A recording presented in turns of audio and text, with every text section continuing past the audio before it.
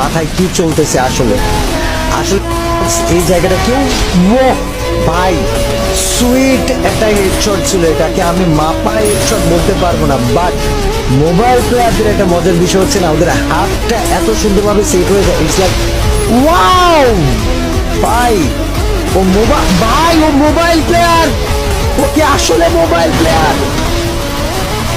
Mobile player ভাই, বাংলাদেশে এরকম মোবাইল প্লেয়ার কে কে আছো? সামনে আইসো ভাই, সামনে আইসো ভাই, সামনে আইসো ভাই তোমরা। আল্লাহ, আগুন ধরাই দিতেছে বউ, কে আসলে মোবাইল প্লেয়ার?